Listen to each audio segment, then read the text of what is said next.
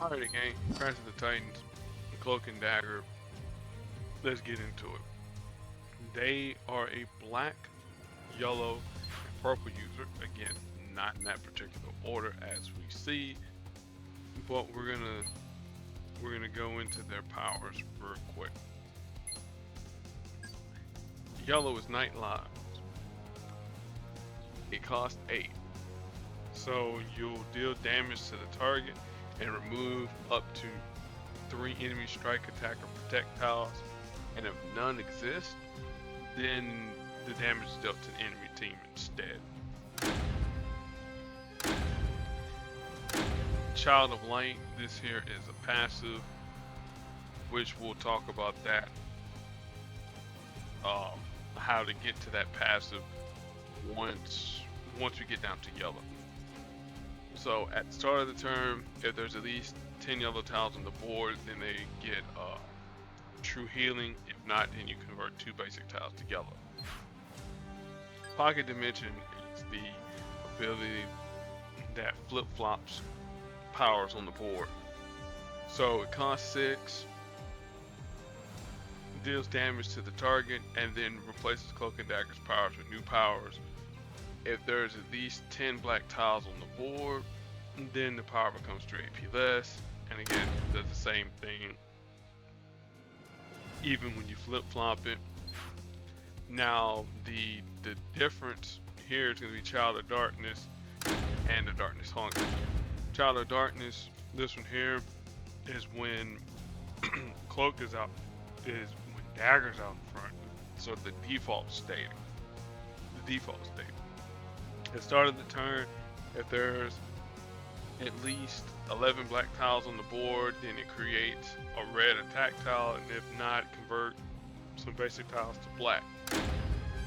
Darkness Hungers, on the other hand, is when Cloak is out in front. So Cloak will, if one doesn't exist, create a 4-turn black countdown tile for 8 black AP. Targeting a chosen enemy, since this is a one-on-one fight, it's going to target Karolina D. And while this tile is on the board, the enemy loses 2 levels in all powers to a minimum of 1. Alright. Their affiliations are heroes. I know Darkforce, Team Cap, Avengers, Duos, Light Force, Enhanced, and Daily Play for all those that care. Again, Cloak should be able to give out some Black History Month tokens. Should be, anyways. Alright. Karolina Dean, yellow, blue, and yellow user. Team Spirit costs 6, so she'll create 4 projectiles of strength 75 for every runaway on her team. She creates an additional projectile, and then passively, whenever an ally is healed, she improves the healing by 15%. At higher levels, 60% healing, stronger projectiles, more projectiles on the board, and then she'll create an additional 2 projectiles at level 5, and then healing by 150%. Alright, Rising Sun. This is her her blue ability, which costs 6.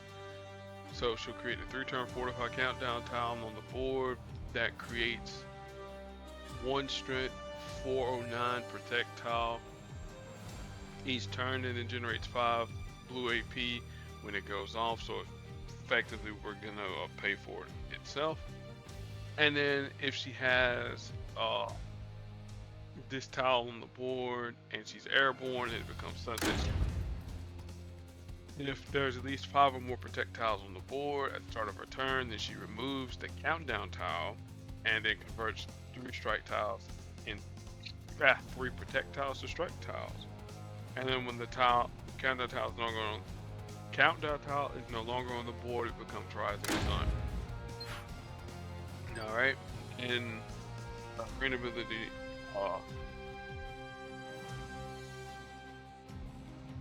Solar Flare. I'm thinking about Tien Shinhan and Dragon Ball.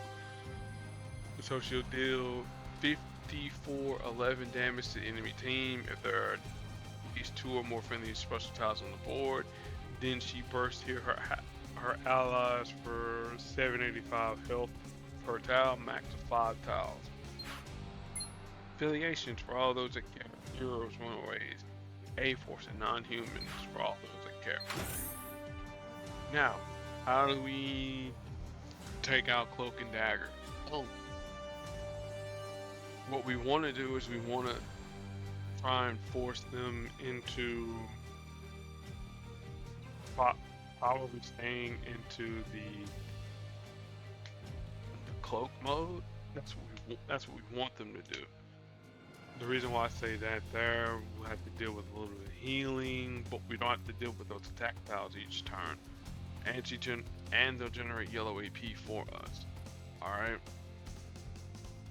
If we can get enough blue AP and enough green to get airborne and great projectiles, whittle away damage, you know, that'll be fine.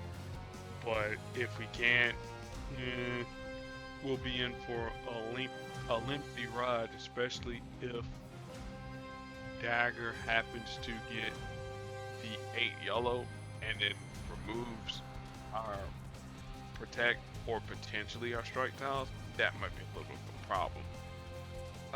I would do it at level 70, but we got a level 370, so I don't feel like putting in too much work. But we'll let my matches do the talking from this point forward.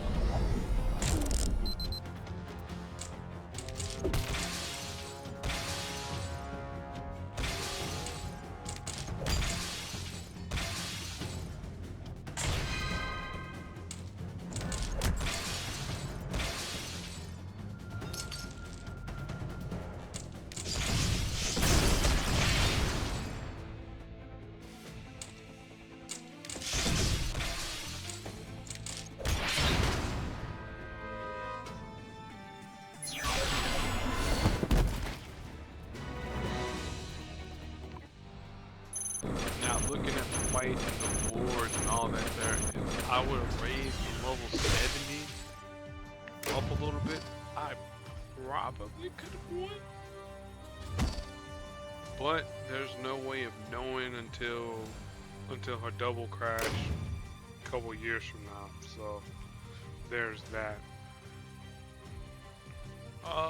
Let's see here. As far as to pair up Carolina Dean, well, as you saw with the list of who's coming up next on the crash, Gertrude. So any of her runaways, compadres. So Nico's gonna create countdown tiles if she happens to get damaged, and she'll buff up some of those projectiles from Carolina Dean, so that's always a good thing. Let's see here, where's Gertrude at? Oh, Gertie. So Gertrude, she'll create a yellow countdown tile that deals damage, and then she'll also improve a friendly strike tile, strike attack or projectile for every runaway that's on the team. Her clever claws will do trap tiles, though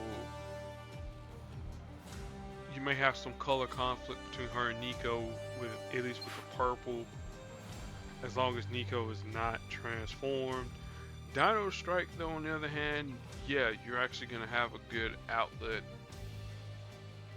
for red. So yeah, Dino Strike will work. Additionally, because we have another runaway in both 3 and 5 star land, Victor Mancha, though his stuff doesn't really play well with the other members of the runaways. Locking special tiles, I mean, that's cool. He has a stun, so that's always a great thing, and he has a outlet for black, so there's that option there. Or you could use his victorious form. This one here you probably won't be able to use because he's not really a runaway. He doesn't have a runaway description, but this one here does because he's a hero. So there you go. Let me think here. Carolina Dean. Who else you could pair her up with? I would say D.A.R.E build, but really build to be doing all the heavy lifting. Same thing with Polaris. Polaris is might be a little bit better than Carolina's. Carolina sends herself airborne, but you get a 4-turn stun with Polaris. You know, you have to worry about strike tiles for the enemy team, but that's neither here nor there. Alright, so the next crash, I know I mentioned, is going to be with Gertrude, so we'll be looking at her and seeing what we can do there. And that's it, at least for the crash. Momentarily, I should be getting ready to do the shield with the Sidewinder. So take that for a tangent.